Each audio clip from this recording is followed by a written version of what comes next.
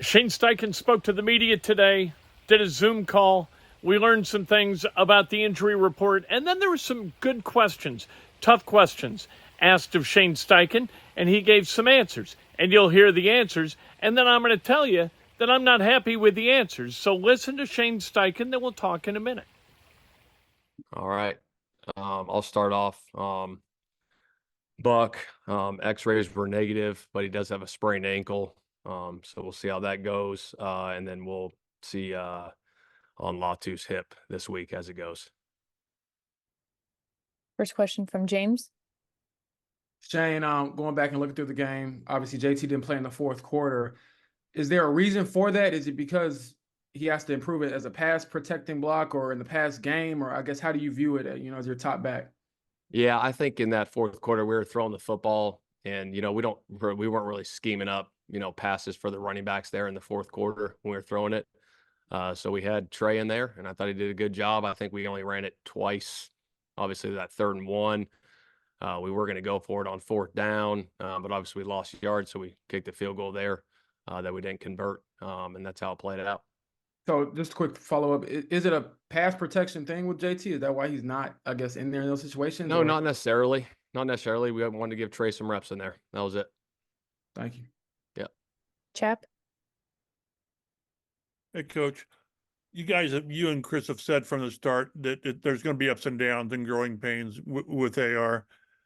How after just 2 games, how do you try to maximize, accelerate the growth, I guess, without too many of the low points? Because right now it seems like it's a tough balance. Yeah, no, that's a good question. I think a lot of that stuff, Chap, I'll keep in house, just kind of how we're going forward with it schematically. But again, I got a ton of confidence in him. He's a young player. He had a game on the road and it was everybody, right? It starts with me. It wasn't great. We all got to be better in every situation moving forward. Jake. Hey, Shane, when you guys are in a little bit of a rut like this, and obviously, tension gets a little higher from the outside as well. Mm-hmm. How much have you noticed, like, your leadership squad or your captains kind of either step up or speak up and just kind of convey a message to their teammates? Yeah, no, those guys have all stepped up. And again, I go back, I talked to you guys after this game. I mean, it's week 2. You know what I mean? There's so much football left and this thing can flip in a hurry. And you keep the confidence going. You have a great week of practice, a great week of preparation, and go find a way to win a game this week. Greg. Sorry, Shane, I've got 2 questions here. Yeah. First one's about Taylor.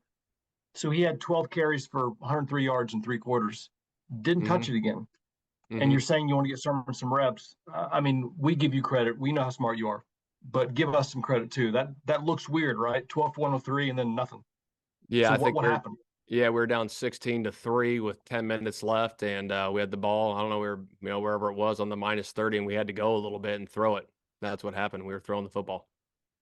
Yeah, but on the 3rd and 1, he just ran 29 yards, and 2 plays later, you have an option play for Sermon.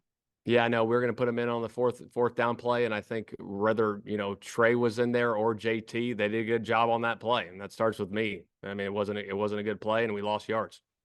Okay. That was one. The other question was defensive scheme. It seemed like you guys were playing a quarterback that you had to think wouldn't throw very much. I mean, nobody can be surprised he threw 14 times. What do you make of getting gassed like you did on the running game? And is there schematically a problem? You can't change your players. Can you change anything else? Yeah, I think really, just talking with the guys, talking with everybody, just the mentality, fundamentals, technique, being more sound in those situations. Obviously, we got to tighten it up. There's no doubt about it. And I know our guys know that, and it got addressed today, and it'll be addressed throughout the week. All right, thank you. Thank you. Kevin. Shane, what do you think of AD Mitchell's play yesterday? I thought he did some good things. Obviously, it's his 2nd NFL game. You know what I mean? Young player, still growing, still developing. And I think, in time, it'll just get better and better. But obviously, we got to be better. We all got to be better. But I think he did some good job, good things getting open on routes, but we got to finish some catches there that we saw. And I think that'll get better as time goes on for sure. And then on that late Richardson scramble on that other sideline, did he come out of that all right? It looked like he kind of grabbed at his hamstring area. Yeah, he was good. He was all right. I got nothing for you there. Yeah. George? We've talked a lot about obviously AR needing on-field reps, and he and his teammates need that for chemistry. But from a coaching standpoint, how much do you and Jim Bob and the rest of the offensive staff need game reps to kind of learn what he likes to do and how to call plays for him? Yeah, I think that's part of it. Obviously, we're learning each other as we go through this thing. It's early in the year. We keep having those conversations, and we go from there. But I got a ton of confidence, and everybody in this team got a ton of confidence in AR moving forward. No doubt about it. We'll take our last one from James. Shane, I got two for you. One, talked a lot about Anthony's leadership. We see it every day. I'm sure the players, you all see it more. How do you think moments like these, when it isn't going right or whatever, kind of show you who he really is or more of who he is, if that makes sense? Yeah, no, it's a great question. We had a conversation today in the QB room, man. There's going to be games like this sometimes. As brutal as it is in the NFL, it is. And talking to Joe Flacco, he's like, "Shoot, I've had a ton of these. I mean, it's part of the league, and we don't want to have a ton of them, obviously this year. But hopefully, we got that one out of our system. And you learn from these moments, you grow from them, and you go battle the next week."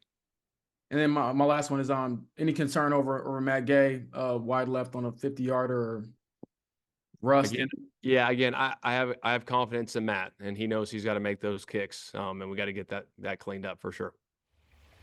All right, that question about Trey Sermon being in the game instead of Jonathan Taylor, good for James Boyd for asking, good for Greg Doyle on the follow-up, because the initial answer was crazy. To say, yeah, we wanted to get Trey Sermon some reps. Are you out of your mind? You have one of the best running backs in the game, and instead of having him on the field, you got Trey Sermon. So either you were trying to outfox the Packers, which really didn't work, or you're just kind of a crazy person who's trying to get people reps. I don't understand. I don't understand that thought process. And I know that whatever the accurate answer is that he could give, I know he doesn't want to give that answer. But it's a good question, and I'm sorry. The play call did suck. The option call did suck. But by calling it and having Sermon on the field for it, you open yourself up to that question, and you've got to provide a better answer than that. It's just wrong. And you know what? You can't treat the media and through them, the fans, like morons and engender an environment of respect. You just can't do it. And that's a mistake that I think first-time head coaches make. That they think, you know what, I don't want to answer that question, so I'm going to give you a nonsensical answer that evades the truth and then somehow hope that satisfies you because you're too stupid to know the difference between a good answer and nonsense. It's insulting, and I don't like it.